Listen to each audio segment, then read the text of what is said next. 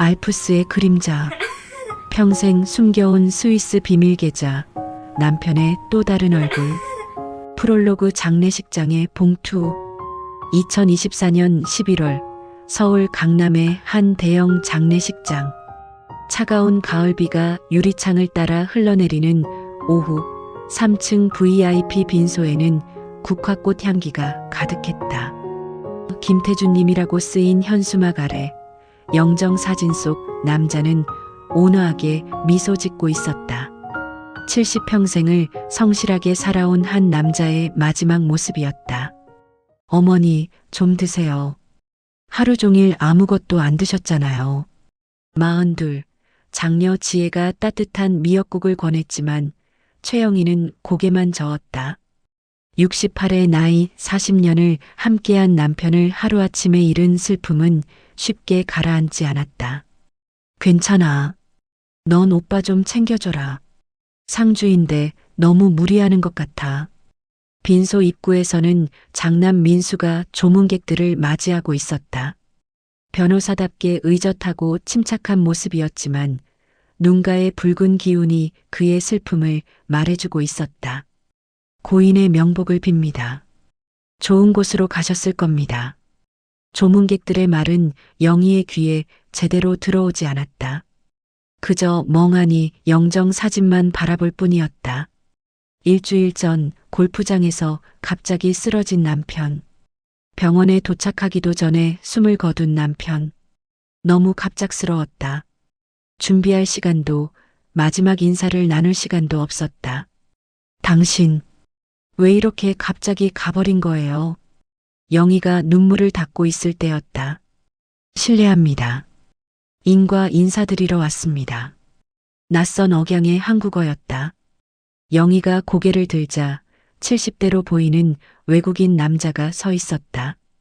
회색 양복에 검은 넥타이를 맨 그는 키가 크고 품이 있는 인상이었다.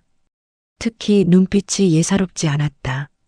슬픔과 안타까움, 그리고 무언가 더 깊은 감정이 섞여 있었다. 누구시죠?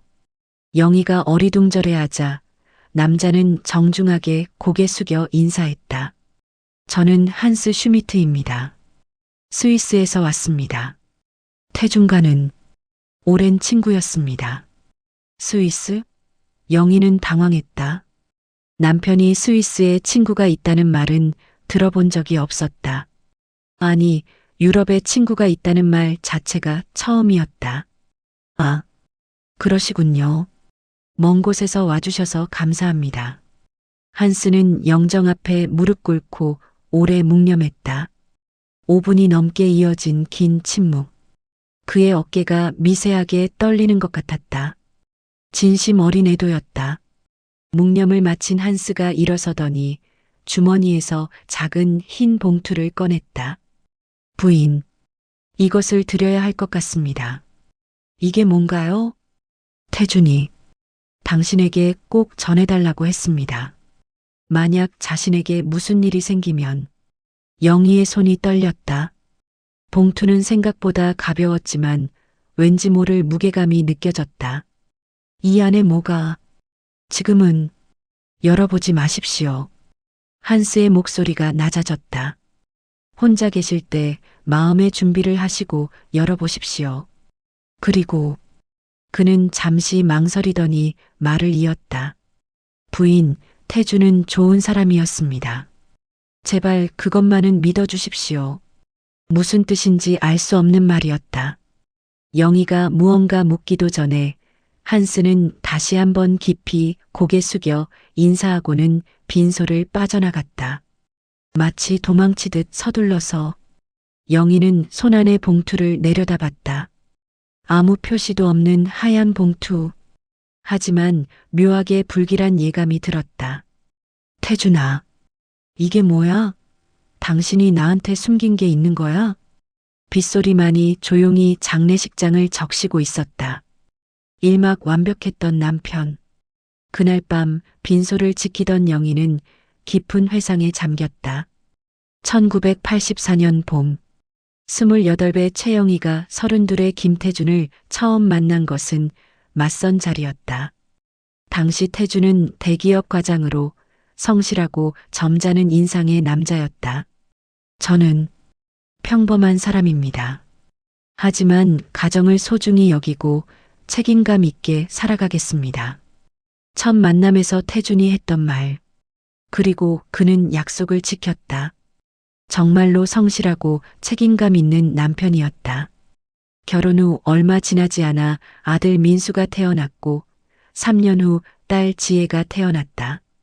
태주는 야근이 잦았지만 주말이면 꼭 가족과 시간을 보냈다. 여보, 오늘 아이들이랑 놀이공원 갈까요? 영희 씨, 고생 많아요. 당신 덕분에 집안이 따뜻해요. 다정한 남편이었다. 바람을 피우거나 술 마시고 늦게 들어오는 법도 없었다. 친구들 만나는 것도 적당했고 취미라곤 골프와 등산이 전부였다. 모범적인 가장. 영희는 자신이 복받았다고 생각했다. 그런데 한 가지. 90년대 중반부터 태준의 해외 출장이 잦아졌다. 영희 씨, 다음 주에 독일 출장 가야 해요. 또요? 지난달에도 갔다 왔잖아요. 회사 일이니까 어쩔 수 없지. 거래처 관리 때문에. 처음에는 미국이나 일본 출장이 많았는데 어느 순간부터 유독 유럽, 특히 독일과 스위스 출장이 늘어났다. 1년에 서너 차례, 일주일에서 열흘씩. 가족 동반은 항상 거절했다. 회사 일인데 가족까지 데려가면 안 되지. 그래도 한 번쯤은 다음에 내가 은퇴하면 우리 둘이서 유럽 여행 가자고. 하지만 은퇴 후에도 태주는 유럽 여행을 꺼렸다. 일본, 동남아는 좋아하면서 유독 유럽만큼은 이상하네. 왜 유럽만 싫어하는 거지? 그때는 대수롭지 않게 넘겼다. 설마 남편이 뭘 숨기고 있으리라고는 생각하지 못했다. 2019년 태주는 정년퇴직했다. 퇴직금과 연금으로 넉넉한 노후가 보장됐다. 강남에 아파트도 있었고 자식들도 다 잘 컸다. 아들은 변호사, 딸은 좋은 집안으로 시집갔다. 영희 씨, 우리 이제 편하게 살아요. 고생 많았어요. 은퇴 후 태주는 더욱 다정해졌다. 매일 아침 산책을 같이 하고 일주일에 두세 번은 골프를 쳤다. 친구들과 저녁 모임도 적당히 가졌다. 손주들이 놀러 오면 누구보다 좋아했다. 이렇게 행복할 수가. 남은 인생 이렇게 평화롭게 살 수 있을 줄 몰랐어. 영희는 감사했다. 40년을 함께한 남편과 남은 20년, 30년도 함께하리라 믿었다. 그런데 2024년 11월 어느 날 아침, 영희 씨, 오늘 골프 갔다 올게요. 점심 먹고 올 거니까 저녁은 집에서 같이 해요. 평범한 인사였다. 태주는 늘 그랬듯 골프복을 입고 집을 나섰다. 영희는 현관까지 배웅했다. 조심해서 다녀와요. 날씨 쌀쌀하니까 감기 조심하고. 알았어요. 다녀올게요. 그게 마지막이었다. 오후 2시쯤 전화가 왔다. 여보세요. 김태준님 보호자시죠? 119 구급대입니다. 지금 환자분이 골프장 12번 홀. 태주는 갑자기 가슴을 움켜쥐고 쓰러졌다. 급성 심근경색. 같이 온 친구들이 즉시 119에 신고했지만 병원에 도착하기도 전에 심장이 멈췄다. 최선을 다했지만 유가족분들께 위로의 말씀 전합니다. 의사의 차가운 선언. 영희는 그 자리에서 주저앉고 말았다. 안 돼. 안 돼요. 당신 깨어나요. 제발. 하지만 태주는 돌아오지 않았다. 70년의 삶, 40년의 결혼 생활. 모든 게 그렇게 갑작스럽게 끝나버렸다. 장례식은 3일장으로 치러졌다. 회사 동료들, 친구들, 친척들. 많은 사람이 찾아와 조문했다. 태준이는 정말 좋은 사람이었어요. 모범적인 가장이었죠. 부러울 정도로 금슬이 좋으셨는데 모두가 태준을 칭찬했다. 성실하고 정직하고 책임감 있는 사람이라고. 영희도 그렇게 믿었다. 평생을. 그런데 그 스위스 남자 한스 슈미트가 나타나면서 뭔가 이상해지기 시작했다. 영희는 주머니 속 흰 봉투를 만졌다. 아직 열어보지 않았다. 무서웠다. 안에 뭐가 들었을지. 태준아, 당신 나한테 숨긴 게 있는 거야? 40년을 함께 살았는데 내가 모르는 당신이 있는 거야? 밤은 깊어갔고 빈손은 고요했다. 영정사진 속 태준은 여전히 온화하게 미소 짓고 있었다. 하지만 이제 그 미소가 낯설게 느껴졌다. 이막 첫 번째 균열. 장례를 치르고 일주일이 지났다. 자식들은 각자의 일상으로 돌아갔고 영희는 혼자 남겨진 집에서 유품 정리를 시작했다. 옷장을 정리하고 서랍을 정리하고 서재를 정리하고. 이걸 다 언제 정리하지? 태준의 흔적은 집 곳곳에 남아 있었다. 넥타이, 골프채, 읽다 만 책들, 안경. 하나하나가 추억이었고 하나하나가 슬픔이었다. 그러다 서재 책장 뒤에서 낡은 가죽 수첩을 발견했다. 이게 뭐지? 먼지가 수북이 쌓인 검은색 가죽 수첩. 펼쳐보니 태준의 필체로 빽빽이 메모가 적혀 있었다. 그런데 이상했다. 한글이 아니라 영어, 아니 독일어, 불어, 알 수 없는 외국어들이었다. 영희는 독일어를 읽을 수 없었다. 하지만 숫자는 알아볼 수 있었다. CHF 250만. 이 숫자가 계속 반복됐다. 페이지마다. 그리고 몇몇 이름들. YULIA. 마커스, 한스, 율리아, 마르쿠스, 한스. 한스는 장례식장에 왔던 그 스위스 남자. 그럼 율리아와 마르쿠스는? 그리고 CHF는 뭘까? 영희는 휴대폰을 꺼내 검색했다. CHF 스위스 프랑. CHF 250만, 약 35억 원. 손에서 수첩이 떨어졌다. 35억? 이게 무슨. 태준의 퇴직금은 2억 정도였다. 연금도 한 달에 200만 원 정도. 저축과 투자 합쳐서 집 제외하고 5억 정도가 있었다. 그게 전부라고 생각했는데 스위스에 35억? 말도 안 돼.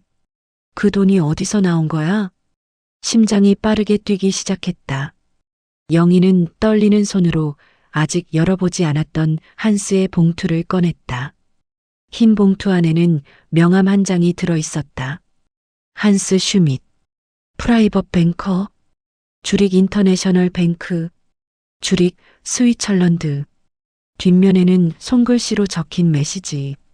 미시즈 김, when you're ready, please call me. There are things you need to know about TAJUN. 마이너스 한스. 영희 부인, 준비가 되시면 전화 주십시오. 태준에 대해 알아야 할 것들이 있습니다. 알아야 할 것들? 영희는 떨리는 손으로 전화를 걸었다. 국제전화. 스위스.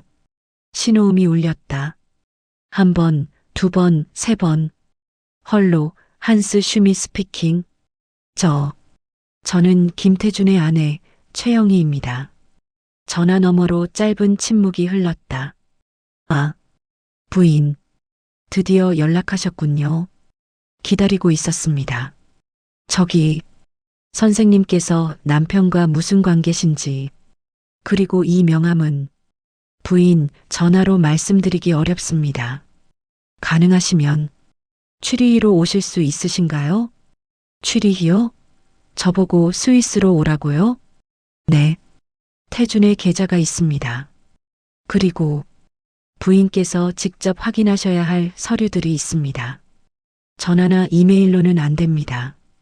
보안 문제도 있고, 그리고 부인께서 직접 보시는 게 좋을 것 같습니다. 무슨 서류인데요? 다시 침묵. 부인.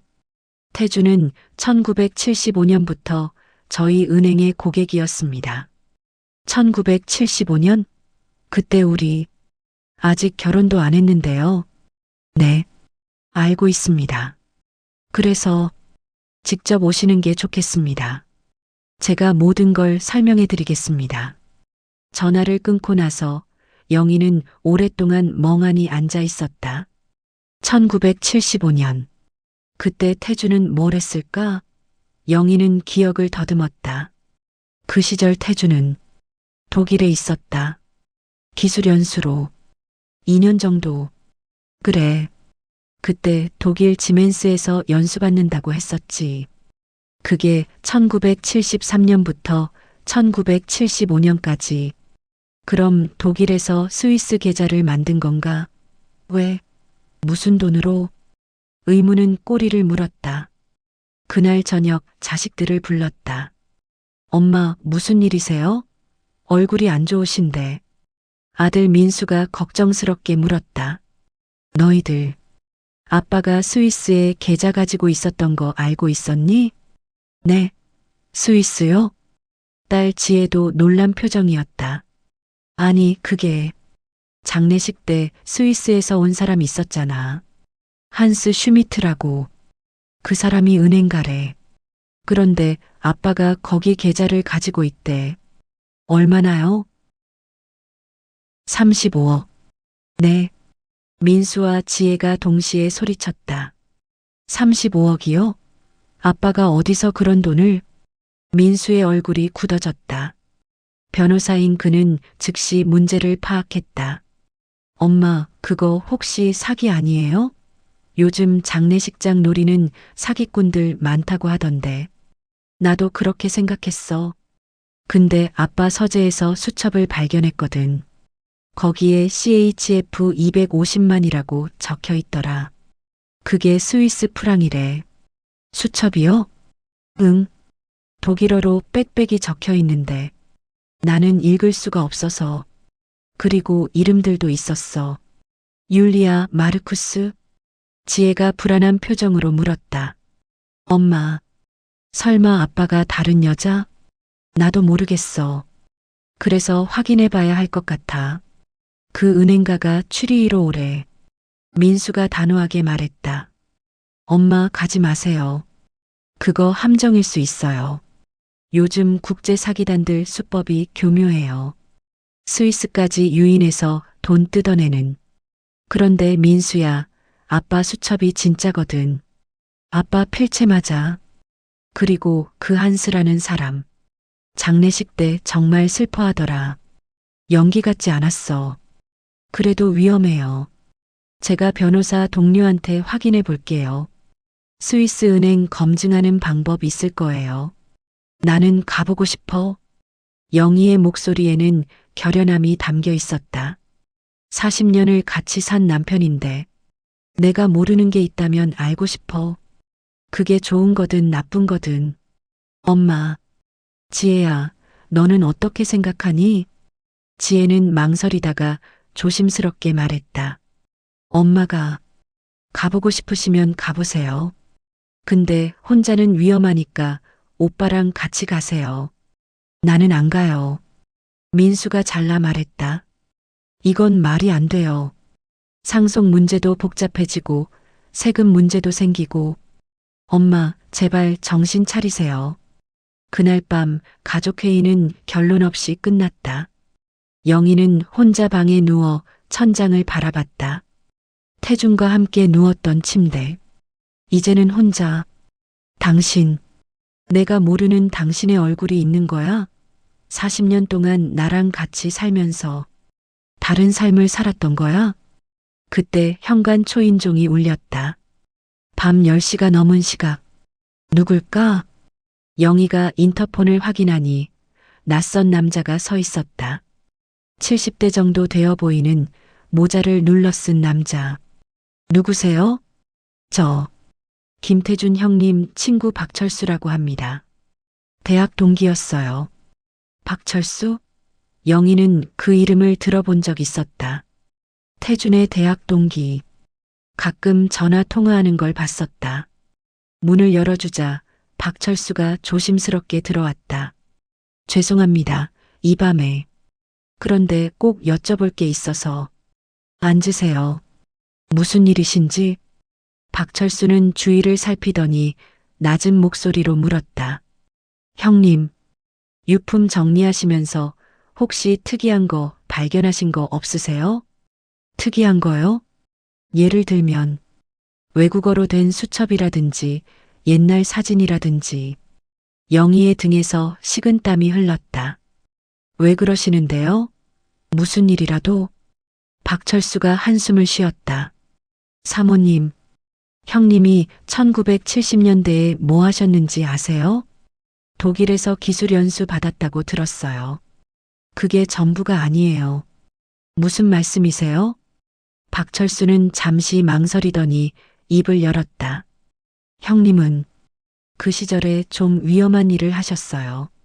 자세히는 저도 모르지만 뭔가 비밀스러운 거래에 관여하셨던 것 같아요.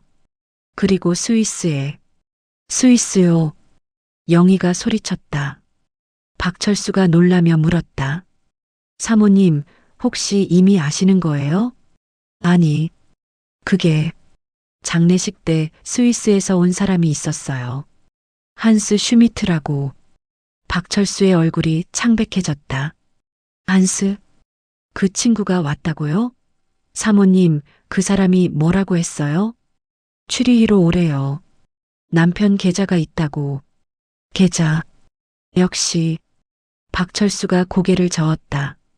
사모님, 가지 마세요. 그 돈은 깨끗한 돈이 아니에요. 무슨 뜻이에요? 자세히는 말씀드릴 수 없어요. 형님과의 의리도 있고. 하지만 사모님, 그 돈 손 떼면 안 돼요. 모르는 척하고 사는 게 나아요. 저는 알고 싶어요. 제 남편이 뭘 했는지. 영희의 목소리가 떨렸다. 박철수는 안타까운 표정으로 그녀를 바라봤다. 사모님, 모르는 게 약일 때도 있어요. 형님은 좋은 사람이었어요. 사모님을 사랑했고 가정을 지켰어요. 그걸로 충분하지 않나요? 충분하지 않아요. 영희가 일어섰다. 40년을 함께 살았는데 내가 당신의 반만 알았다면 그게 어떻게 충분해요? 나는 알아야겠어요. 전부 다. 박철수는 더 이상 말리지 않았다. 그저 깊은 한숨만 쉬며 일어섰다. 사모님, 후회하실 겁니다. 진실은 때로 견디기 힘들거든요. 그는 그렇게 말하고 떠났다. 혼자 남은 영희는 결심했다. 나는 간다. 추리히로. 당신의 진실을 보러. 산막 추리희행 비행기. 일주일 후 영희는 아들 민수 몰래 항공권을 예매했다. 딸 지혜에게만 말했다. 엄마, 정말 가시는 거예요? 응. 나는 알아야겠어. 안 그러면 평생 궁금해서 못 살 것 같아. 오빠한테는요? 나중에 말할게. 민수가 알면 말릴 테니까. 인천공항. 출국장. 68생의 처음으로 영희는 혼자 해외여행을 떠났다. 늘 태준과 함께였거나 자식들과 함께였다. 혼자는 처음이었다.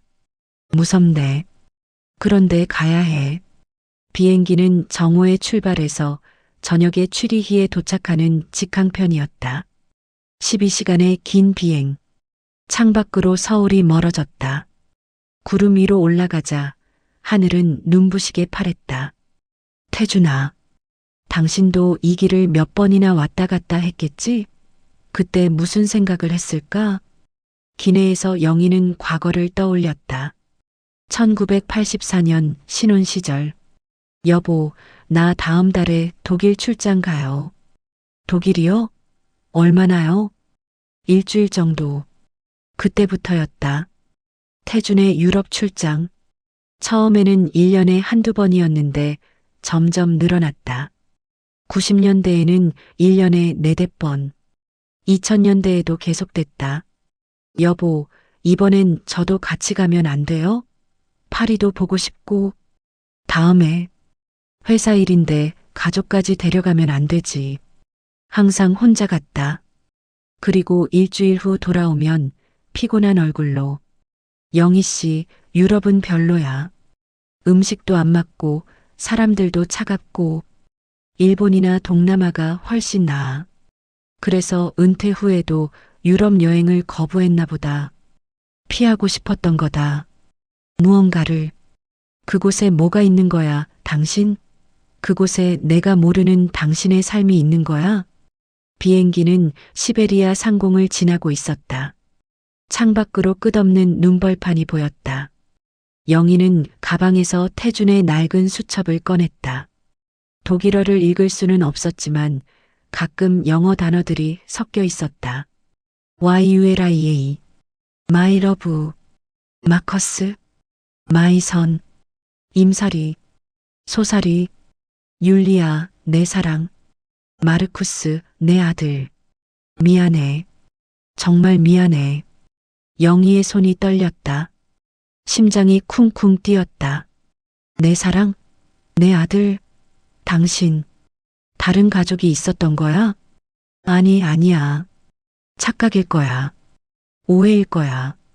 하지만 수첩의 메모들은 명확했다.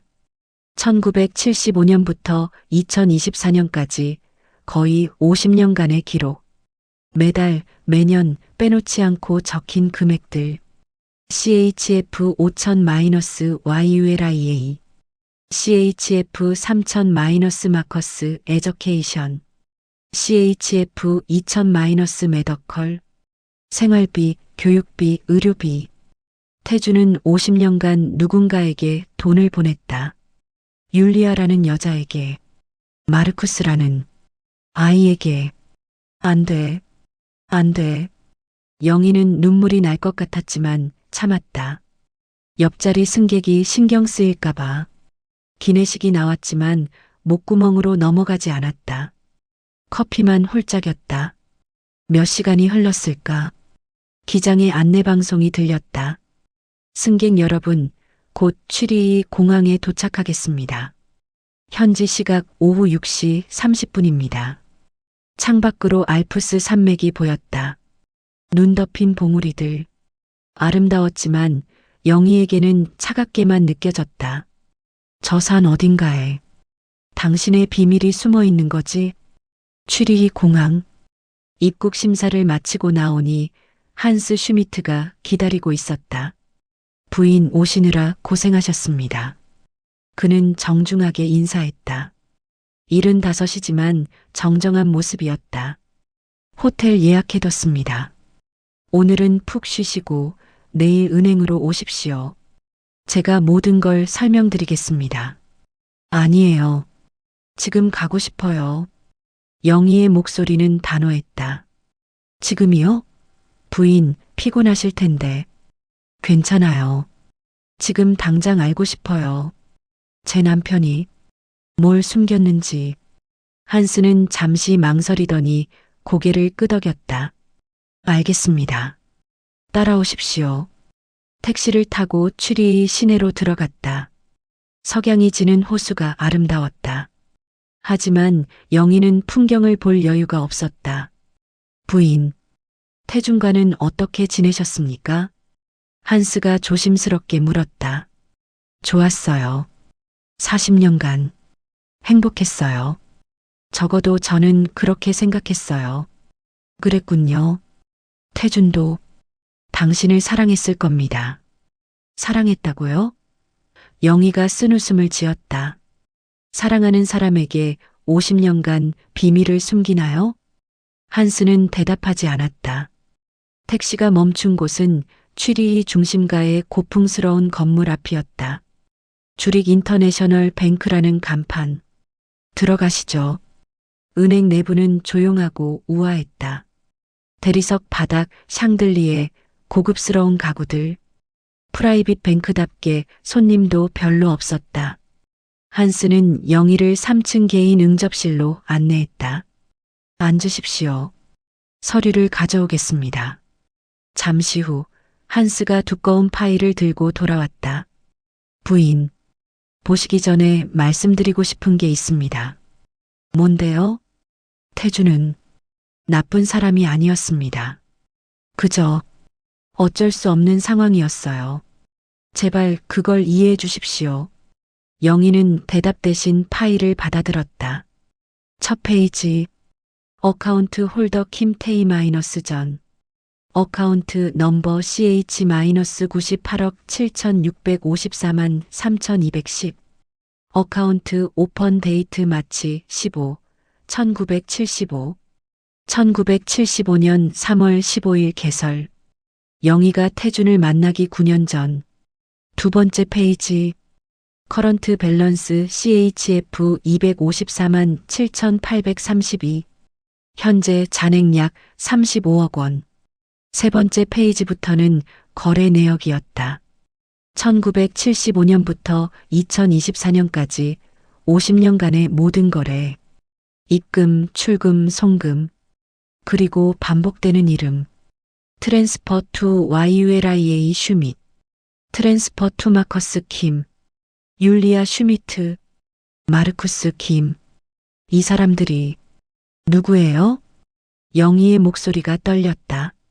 한스가 깊은 한숨을 쉬었다. 부인. 율리아는 태준의 첫 번째 아내입니다. 뭐라고요? 1974년 태준은 독일에서 율리아와 결혼했습니다. 독일법에 따라 정식으로. 영희의 머리가 멍해졌다. 그리고 마르쿠스는 그들의 아들입니다. 아들? 네. 태준의 첫째 아들입니다. 1976년생이니까 올해 48이네요. 영희는 숨을 쉴 수 없었다.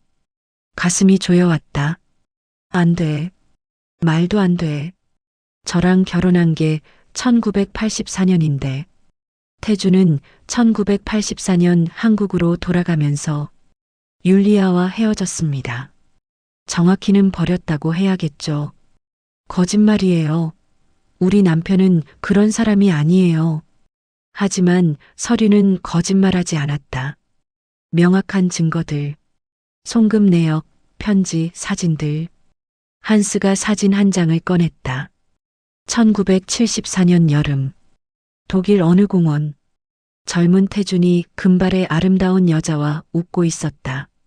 행복한 신혼부부처럼. 이게 우리 남편? 영희가 알던 태준이었다. 젊은 시절이. 하지만 옆에 여자는 영희가 아니었다. 율리아는 지금 어디 있어요? 미넨에 살고 있습니다. 마르쿠스도 함께. 주소 알려주실 수 있어요? 한스가 망설였다. 부인, 만나시려고요? 네. 직접 확인하고 싶어요. 이게 진짜인지. 부인, 후회하실 겁니다. 이미 충분히 후회하고 있어요. 한스는 더 이상 말리지 않고 메모지에 주소를 적어줬다. YULIA 슈민 김, ROSENHEIMER, STR. 47, 81,669 MUNCHEN, 점원이. 슈미트 김. 성을 둘 다 쓰고 있었다. 내일 미넨으로 가겠어요. 제가 안내해드리겠습니다. 아니에요. 혼자 가고 싶어요. 영희는 일어섰다. 비틀거렸다. 한스가 부축했다. 부인, 호텔로 모셔다 드리겠습니다. 오늘은 쉬세요. 호텔방? 영희는 침대에 누워 천장을 바라봤다. 태준아, 당신은 누구였어?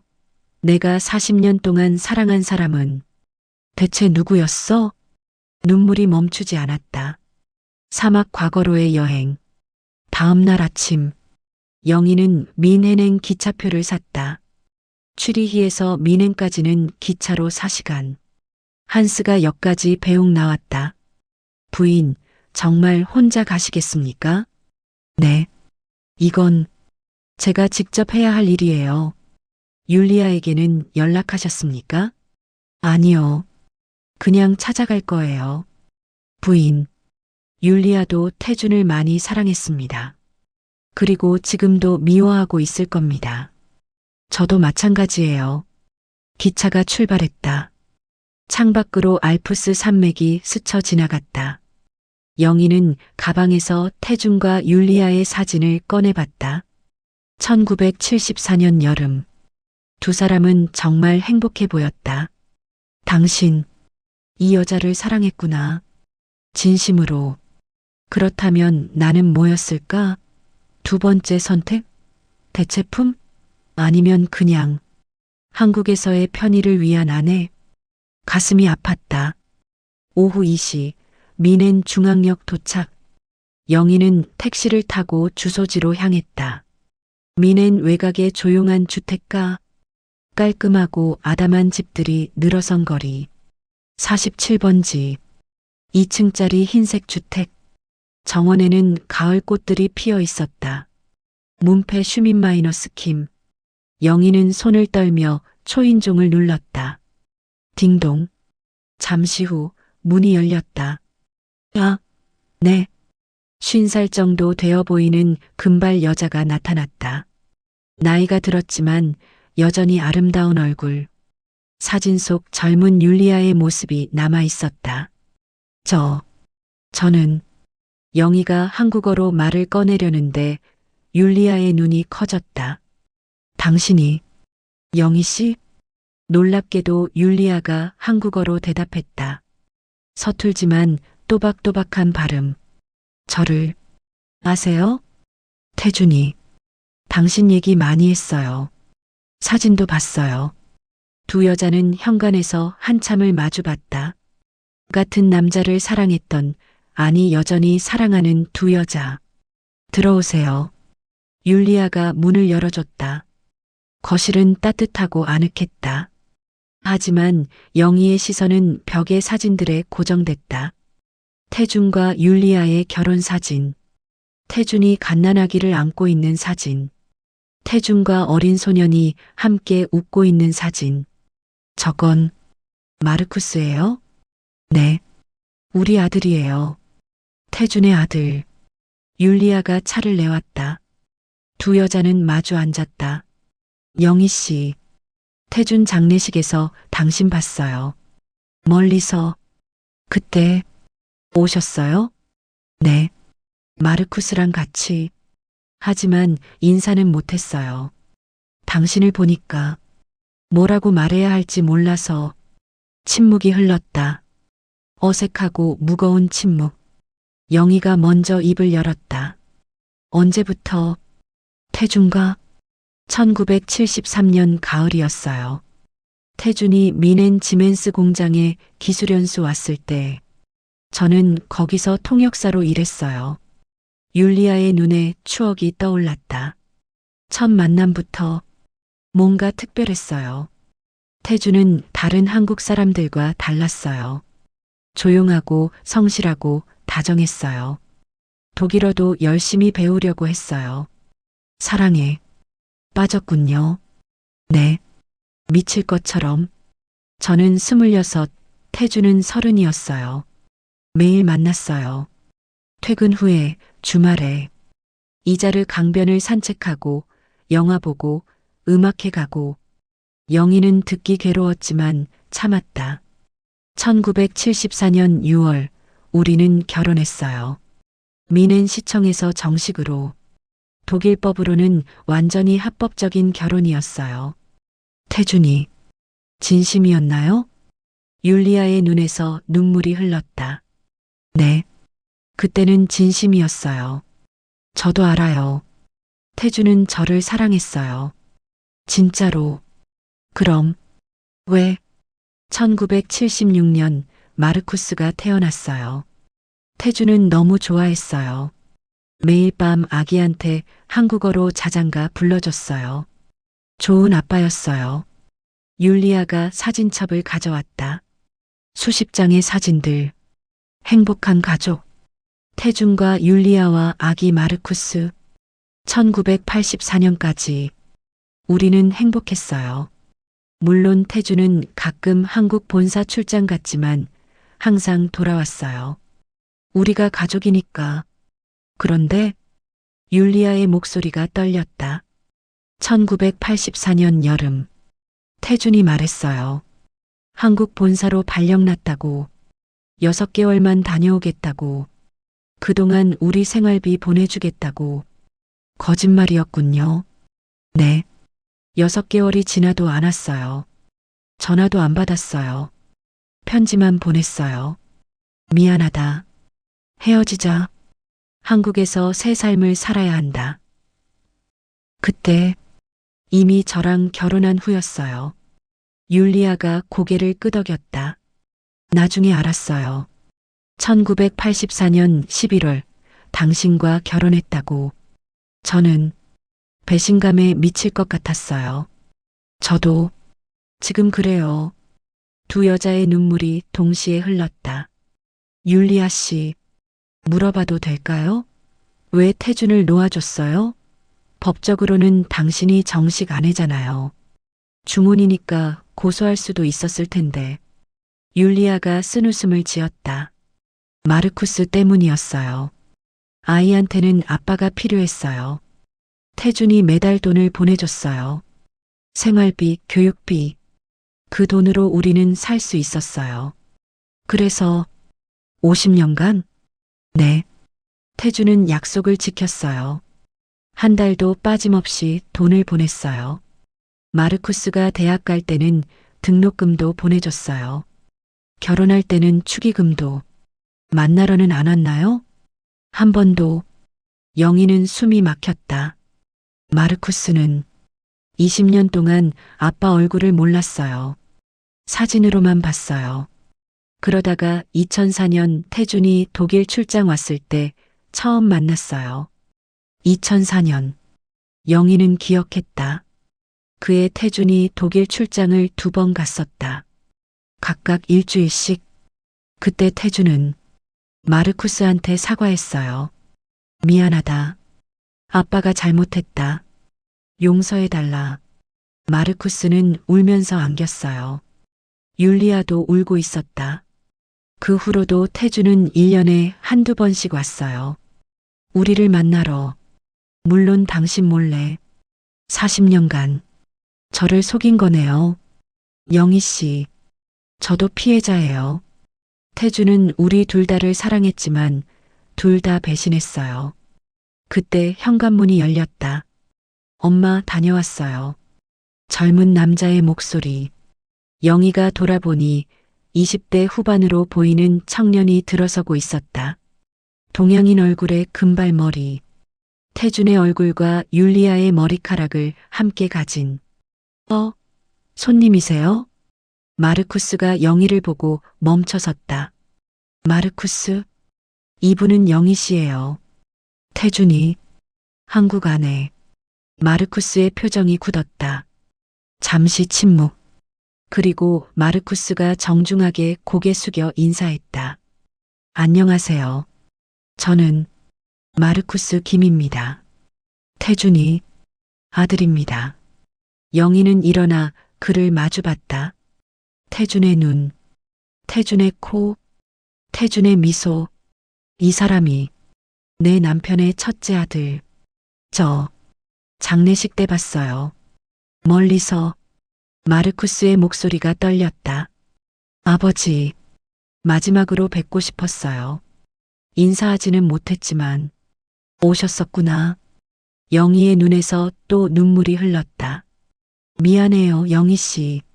우리가 당신 행복을 빼앗은 것 같아서. 아니에요.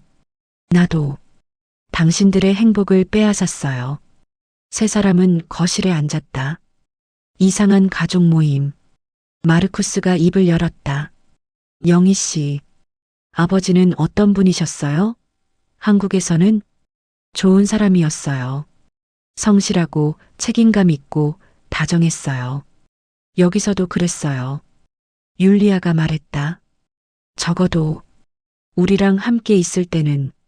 아버지는 2개의 삶을 살았네요. 마르쿠스의 말에 모두가 침묵했다. 영희 씨, 한 가지 궁금한 게 있어요. 뭔가요? 아버지가 당신을 사랑했나요? 진심으로? 영희는 오랫동안 생각했다. 네, 사랑했다고 생각해요. 40년간 저를 잘 돌봐줬어요. 한 번도 바람 피우거나 가정을 소홀히 한 적 없었어요. 적어도 제가 아는 한에서는. 그럼 엄마도 사랑한 거예요. 마르쿠스가 율리아를 봤다. 아버지는 두 사람 다 사랑한 거죠? 사랑이 그렇게 나눌 수 있는 건가요? 영희가 물었다. 율리아가 대답했다. 모르겠어요. 하지만 태주는 그렇게 살았어요. 두 가족을 사랑하면서. 영희가 가방에서 수첩을 꺼냈다. 이거 태준 유품에서 찾았어요. 율리아 씨와 마르쿠스 씨 이름이 나와요. 50년간의 기록. 율리아가 수첩을 받아들었다. 페이지를 넘기며 눈물을 흘렸다. 율리아, 미안해. 사랑해. 언젠가 다시 만나자. 독일어로 적힌 메모를 읽었다. 마르쿠스, 아빠가 곁에 없어서 미안하다. 훌륭하게 자라다오. 아버지. 마르쿠스도 울었다. 세 사람은 한참을 함께 울었다. 태준을 잃은 슬픔, 배신당한 분노, 그리고 이해할 수 없는 그의 선택. 해가 저물고 있었다. 영희가 일어섰다. 이제 가봐야겠어요. 어디로요? 한국으로. 이제 알아야 할 건 다 알았으니까. 영희 씨. 율리아가 그녀의 손을 잡았다. 미안해요. 그리고 감사해요. 왜요? 태준을 행복하게 해줘서. 한국에서는 당신 덕분에 편안했을 거예요. 율리아 씨도 태준을 사랑해줘서 고마워요. 여기서는 당신 덕분에 외롭지 않았겠죠. 두 여자는 포옹했다. 같은 남자를 사랑한 두 아내. 마르쿠스가 영희에게 명함을 건넸다. 연락 주세요. 언젠가 한국 가고 싶어요. 아버지가 살던 곳 보고 싶어요. 꼭 오세요. 환영할게요. 영희는 그 집을 나섰다. 미넨의 저녁거리. 가로등이 켜지고 있었다. 태준아, 당신은 평생 두 세계를 살았구나. 독일의 태준과 한국의 태준. 어느 쪽이 진짜였을까? 아니면 둘 다 진짜였을까? 오막 1970년대의 비밀. 호텔로 돌아온 영희는 한국의 딸 지혜에게 전화했다. 엄마, 지금 어디세요? 미넨이야. 미넨이요? 왜요? 너한테 할 말이 있어. 근데 지금은 아니야. 집에 가서. 엄마, 무슨 일 있으세요? 목소리가 이상한데. 괜찮아. 조금 피곤해서 그래. 전화를 끊고 영희는 침대에 누웠다. 이제 다 알았어. 태준의 이중생활. 독일 아내와 아들. 하지만 아직 풀리지 않은 의문이 있었다. 35억 원. 그 돈은 어디서 온 걸까? 태준의 연봉으로는 불가능한 액수였다. 대기업 임원이었지만 50년간 35억을 모을 정도는 아니었다. 특히 두 가족을 부양하면서. 불법 자금? 박철수 아저씨가 그랬지. 깨끗한 돈이 아니라고. 다음 날 아침 영희는 한스에게 전화했다. 한스 선생님, 한 가지만 더 물어볼게요. 네, 부인. 그 돈, 태준이 어떻게 모은 건가요? 전화 너머로 긴 침묵. 부인, 그건 말씀드리기 어렵습니다. 왜요? 제 남편 돈이잖아요. 법적으로 문제가 될 수 있어서요. 불법 자금인가요? 다시 침묵. 한스 선생님, 제발이요. 저는 알아야겠어요. 전부 다.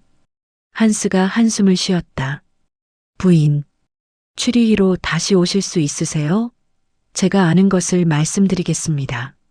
하지만 전화로는 안 됩니다. 영희는 그날로 추리히로 돌아왔다. 한스의 사무실. 부인, 제가 말씀드리는 것은 비밀로 해주셔야 합니다. 약속할게요. 한스가 오래된 파일을 꺼냈다. 1975년 태주는 저를 찾아왔습니다. 독일에서 일하던 중이었죠. 그리고 계좌를 만들고 싶다고 했습니다. 왜 스위스예요? 스위스는 비밀이 보장되니까요. 은행 비밀법이 엄격해서 누구도 계좌 정보를 볼 수 없습니다. 숨기고 싶었던 거군요. 네. 태주는 정기적으로 돈을 입금했습니다. 매달 매년. 그 돈으로 율리아와 마르쿠스를 부양했고 나머지는 축적됐습니다. 그 돈의 출처는요? 한스가 망설였다. 부인. 1970년대는 혼란스러운 시기였습니다. 한국은 산업화가 한창이었고 독일은 기술 수출을 원했습니다. 무슨 뜻이에요? 태주는 중간 역할을 했습니다. 한국의 방위산업 기술 정보를 독일 기업에 넘기고 대가를 받았습니다. 영희의 얼굴이 창백해졌다. 산업 스파이. 그렇게 부를 수도 있죠. 하지만 당시에는 흔한 일이었습니다. 많은 사람들이 그랬어요. 생존을 위해서. 불법이잖아요. 네. 하지만 시효가 지났습니다. 그리고 태주는 그 돈을 개인적 사치를 위해 쓰지 않았습니다. 가족을 위해서만. 영희는 머리를 감싸쥐었다. 우리 남편이 그런 일을 했다고요? 부인, 태준을 나쁜 사람으로만 생각하지 마십시오. 그는 어쩔 수 없는 상황이었습니다. 어떤 상황이요? 한스가 설명했다. 1973년 태준이 독일로 올 때 그는 빚이 있었습니다. 가족 빚. 아버지가 사업 실패로 큰 빚을 졌고 태준이 갚아야 했습니다. 그래서 그런 일을 처음에는 작은 정보였습니다. 기술도면 생산 공정 같은 것들. 하지만 점점 커졌습니다. 그리고 율리아를 만났을 때 그녀도 연루됐습니다. 율리아가요? 네. 율리아는 단순한 통역사가 아니었습니다. 그녀는 중간 브로커였습니다. 독일 기업과 한국인 기술자들을 연결하는. 그럼 율리아도 공범? 네. 두 사람은 함께 일했습니다. 그래서 헤어질 수 없었던 겁니다. 비밀을 공유했으니까. 영희는 모든 것이 이해됐다. 그래서 태준이 한국으로 돌아온 거군요. 위험해져서. 네. 1984년 독일 정보기관이 그 조직을 조사하기 시작했습니다. 태준은 발각되기 전에 한국으로 도망쳤습니다. 율리아와 마르쿠스를 버리고. 하지만 돈은 계속 보냈습니다. 입막음용이기도 했고 진짜 가족에 대한 책임감도 있었겠죠. 영희는 구역질이 날 것 같았다. 그럼 우리 결혼은? 저는 뭐였어요? 위장용? 아니요, 부인. 한스가 단호하게 말했다. 태주는 당신을 진심으로 사랑했습니다. 저는 확신합니다. 어떻게 알아요? 태준이 제게 말했습니다. 1990년대 초 한 번 만났을 때. 한스, 나는 두 여자를 사랑해. 율리아와 영희. 둘 다 내 인생에서 소중해. 하지만 영희와는 평범하게 살 수 있어. 죄책감 없이. 그게 너무 고마워. 영희의 눈에서 눈물이 흘렀다. 죄책감 없이.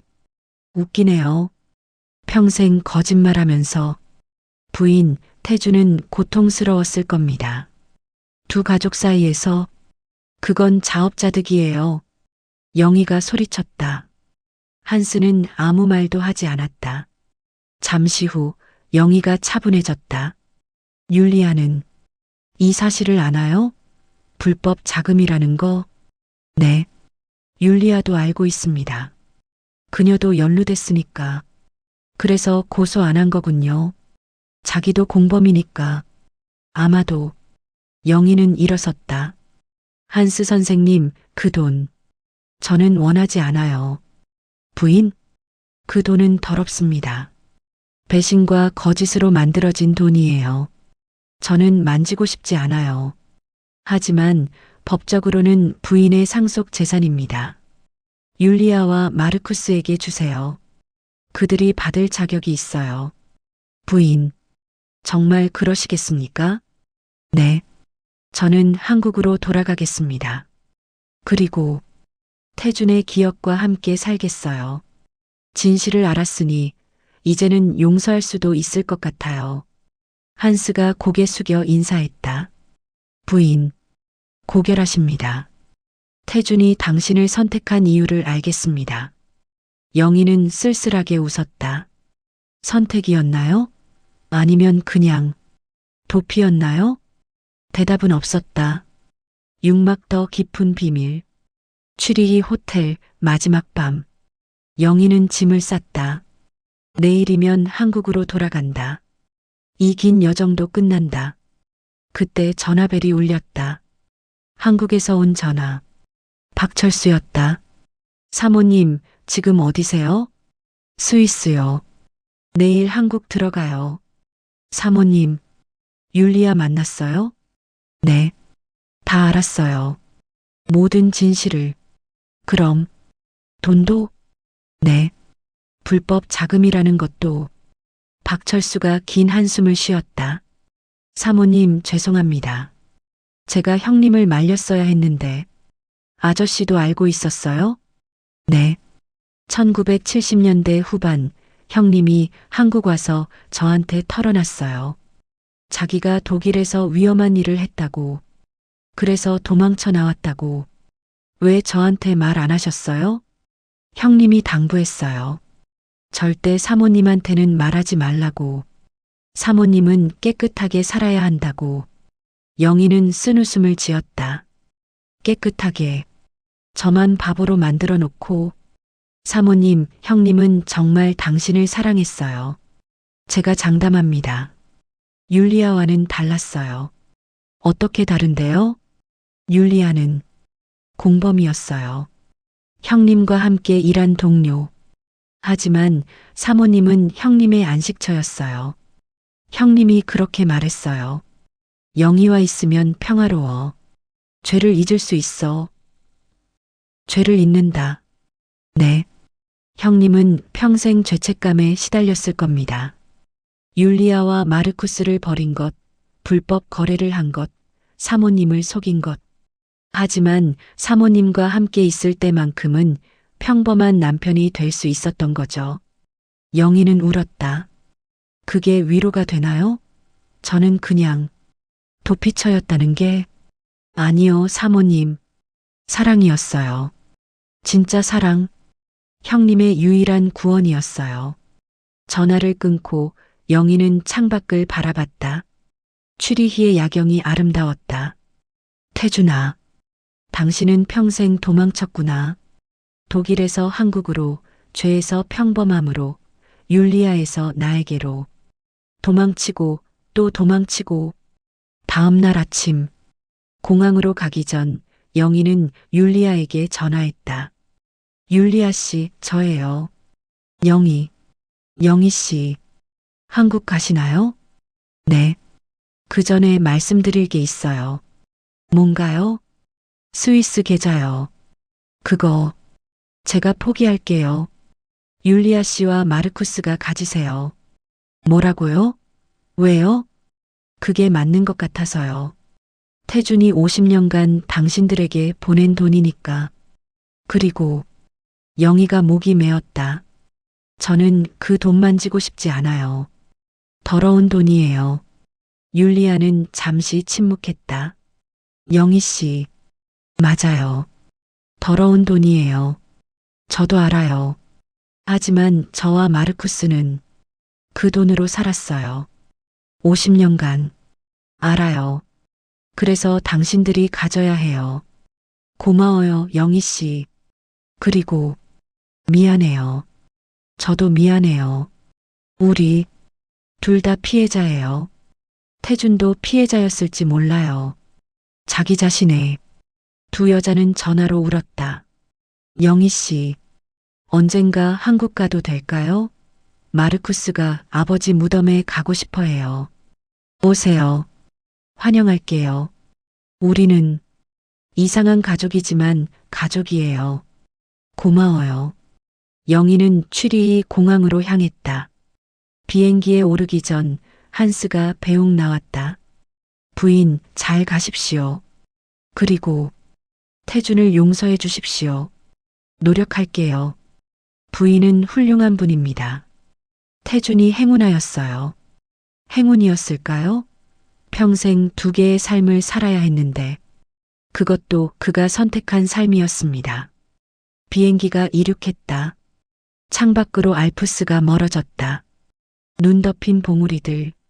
태준의 비밀이 숨겨져 있던 곳. 이제 안녕이야, 태준아. 당신의 과거에게 나는 현재로 돌아갈게. 칠막 귀국과 정산. 인천공항 도착. 영희를 마중 나온 건 딸 지혜였다. 엄마, 지혜야. 영희는 딸의 품에 안겨 한참을 울었다. 지혜는 아무 말 없이 엄마를 안아줬다. 엄마, 많이 힘드셨죠?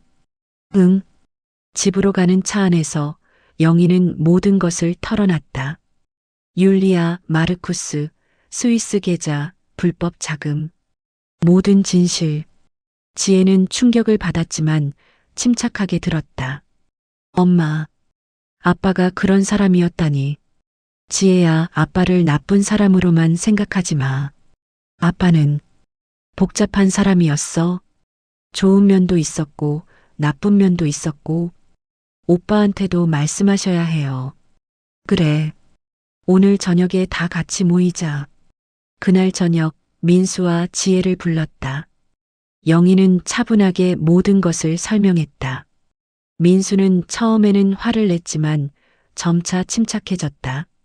엄마, 그럼 우리는 어떻게 해요? 그 돈 받아요? 아니, 나는 포기했어. 율리아와 마르쿠스에게 양도했어. 엄마, 왜요? 그게 우리 상속 재산이잖아요. 민수가 항의했다. 민수야, 그 돈은 깨끗하지 않아. 불법으로 번 돈이고 배신으로 만들어진 돈이야. 우리가 가져서는 안 돼. 하지만, 그리고 마르쿠스는 너의 형이야. 아빠의 첫째 아들. 민수의 얼굴이 굳어졌다.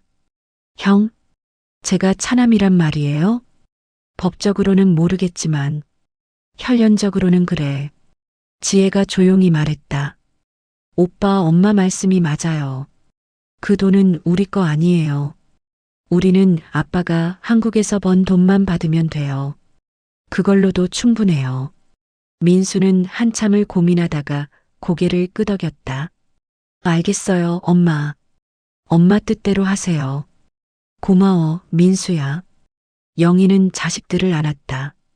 너희들은 아빠의 좋은 면만 기억해라. 아빠는 너희를 진심으로 사랑했어. 그건 확실해. 엄마는요? 엄마는 아빠를 용서할 수 있어요? 지혜의 물음에 영희는 긴 시간 생각했다. 모르겠어. 아직은. 하지만 노력할 거야. 40년을 함께 산 사람인데 미워하고만 살 수는 없잖니. 몇 주가 지났다.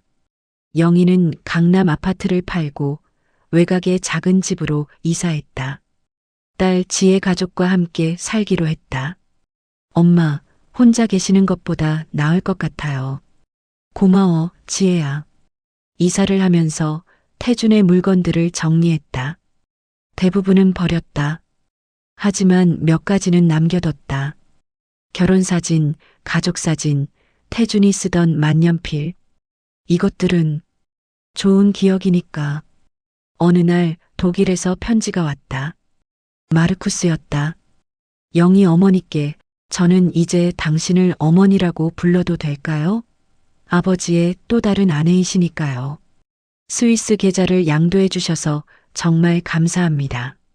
저와 엄마는 그 돈을 잘 쓰겠습니다. 아버지의 뜻대로 내년 봄 한국에 가려고 합니다. 아버지 무덤에 참배하고 싶습니다. 괜찮으시다면 어머니를 뵙고 싶습니다. 저는 아버지를 원망하지 않습니다. 아버지도 어쩔 수 없었을 거예요. 하지만 이제는 모든 것을 정리하고 앞으로 나아가고 싶습니다. 어머니도 그러셨으면 좋겠습니다. 당신의 의부사들, 마르쿠스 드림. 영희는 편지를 읽고 울었다. 그리고 답장을 썼다.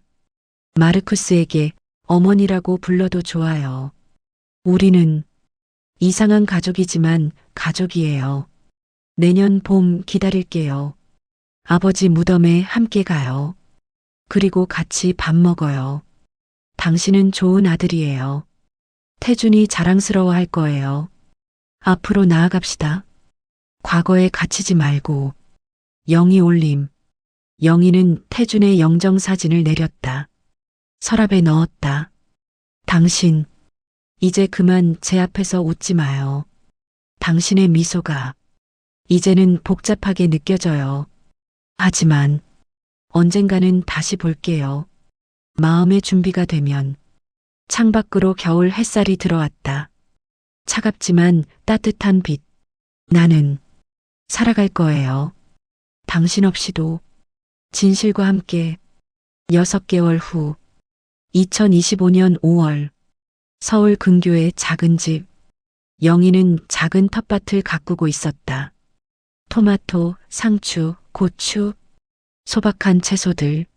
할머니, 물 줘요. 5살 손주가 뛰어왔다. 지혜의 아들. 그래, 우리 준서가 도와줄래? 네. 할머니와 손주는 함께 물을 주었다. 평화로운 오후. 초인종이 울렸다. 누구지? 인터폰을 확인하니 낯선 금발 남자가 서 있었다. 마르쿠스였다. 어머니, 저예요. 마르쿠스? 아, 왔구나. 영희는 급히 문을 열었다. 마르쿠스는 혼자가 아니었다. 옆에 율리아도 함께였다. 영희 씨, 오랜만이에요. 율리아 씨, 어서 와요. 들어와요.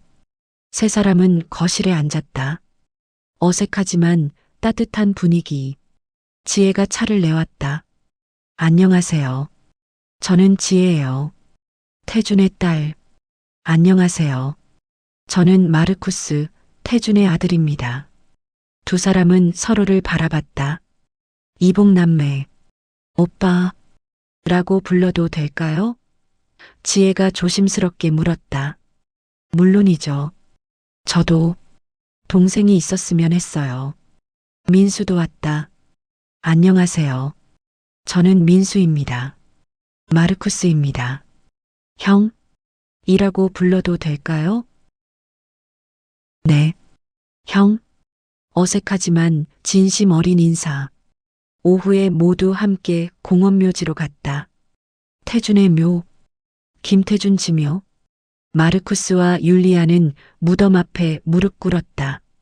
아버지, 왔어요. 처음으로 한국에. 마르쿠스의 목소리가 떨렸다. 아버지가 살던 곳 봤어요. 서울, 한강, 남산. 아름다운 곳이네요. 율리아도 울며 말했다. 태준, 당신은 여기서 평화로웠나요? 영희와 아이들과 함께? 영희가 그녀의 어깨를 감싸줬다. 평화로웠을 거예요. 적어도 저는 그렇게 믿고 싶어요. 민수와 지혜도 함께 참배했다. 아빠, 형님 모시고 왔어요. 당신의 첫째 아들. 아빠, 우리 이제 모두 가족이에요. 당신이 원하던 대로. 저녁에는 다 같이 식사했다. 영희가 직접 요리한 한식. 된장찌개, 불고기, 김치, 나물. 우와, 맛있어요. 마르쿠스가 감탄했다. 아버지가 이런 음식 먹고 자랐구나. 율리아가 눈물을 닦았다. 율리아 씨, 많이 드세요. 태준이 좋아하던 음식이에요. 식사 후 모두 거실에 모였다. 마르쿠스가 가방에서 사진첩을 꺼냈다. 어머니, 이거 보여드릴게요. 아버지와 저의 사진들. 사진첩을 펼쳤다. 1976년 갓난아기 마르쿠스를 아는 태준. 1980년 5살 마르쿠스와 눈사람 만드는 태준. 1990년 15살 마르쿠스의 생일 파티. 태준은 없었다. 2004년 28 마르쿠스와 재회한 태준. 영희도 자신의 사진첩을 꺼냈다. 1984년 결혼식 사진. 1985년 갓난아기 민수를 아는 태준. 1988년 갓난아기 지혜를 아는 태준. 2019년 은퇴 기념 가족사진. 두 사진첩을 나란히 놓으니 태준의 두 삶이 보였다. 독일의 태준과 한국의 태준. 율리아의 남편과 영희의 남편. 마르쿠스의 아버지와 민수지혜의 아버지. 아버지는 두 개의 인생을 살았네요. 지혜가 말했다. 어느 쪽이 진짜였을까요? 민수가 물었다. 율리아가 대답했다. 둘 다 진짜였어요. 태준은 두 사람이었어요. 좋은 사람과 도망친 사람. 사랑하는 사람과 숨기는 사람. 영희가 덧붙였다. 하지만 이제는 어느 쪽이든 상관없어요. 중요한 건 우리가 모두 태준을 사랑했고 태준도 우리를 사랑했다는 거예요. 불완전하게나마 불완전한 사랑. 마르쿠스가 중얼거렸다. 완벽한 사랑은 없어요. 영희가 웃었다. 우리는 모두 불완전한 사람이니까요. 태준도 그랬고. 밤이 깊어졌다. 율리아와 마르쿠스는 호텔로 돌아갔다. 하지만 내일 다시 만나기로 했다. 영희 씨, 오늘 고마웠어요. 저야말로 와줘서 고마워요. 우리 앞으로도 연락하며 지내요. 그래요. 우리는 가족이니까요. 이상한 가족이지만 두 여자는 포옹했다. 오랫동안 모두가 떠나고 영희는 혼자 남았다. 창밖으로 보름달이 떠 있었다. 영희는 서랍에서 태준의 영정사진을 꺼냈다. 오랜만에 보는 그의 얼굴. 당신, 오늘 봤어요? 마르쿠스 왔어요. 율리아도 우리 아이들이랑 만났어요. 사진 속 태준은 여전히 온화하게 미소 짓고 있었다. 당신은 평생 두 가족 사이에서 고민했겠죠. 누굴 선택할지, 어떻게 살아야 할지 힘들었을 거예요. 영희는 사진을 쓰다듬었다. 나는 당신을 용서할 거예요. 완전히는 아니지만 조금씩. 40년을 함께 산 사람인데 미워하고만 살 수는 없잖아요. 눈물이 흘렀다. 당신은 불완전한 사람이었어요. 거짓말쟁이였고 비겁했고 이기적이었어요. 하지만 나름대로 최선을 다했다는 것도 알아요. 두 가족을 모두 책임지려고 했다는 것도. 그래서 용서해요. 당신의 불완전함을, 당신의 이중생활을, 당신의 비밀을. 영희는 사진을 다시 서랍에 넣었다. 하지만 이번에는 부드럽게. 안녕, 태준아. 이제는 편히 쉬어요. 우리는 잘 살아갈 거예요. 당신이 남긴 이 이상한 가족이. 창문을 열자 5월의 밤바람이 들어왔다. 따뜻하고 부드러운 바람. 영희는 깊게 숨을 들이쉬었다. 나는 살아갈 거야. 진실과 함께, 용서와 함께, 그리고 새로운 시작과 함께. 보름달이 환하게 빛났다. 모든 비밀을 비추는 듯한 빛. 하지만 이제 영희는 두렵지 않았다. 진실을 알았고 선택을 했고 평화를 찾았으니까. 당신의 삶은 복잡했지만 나의 삶은 단순할 거예요. 정직하게, 떳떳하게, 용서하며. 영희는 불을 끄고 잠자리에 들었다. 평화로운 밤이었다. 태준 없이 맞이하는 밤이었지만 더 이상 외롭지 않았다. 진실이 함께하니까.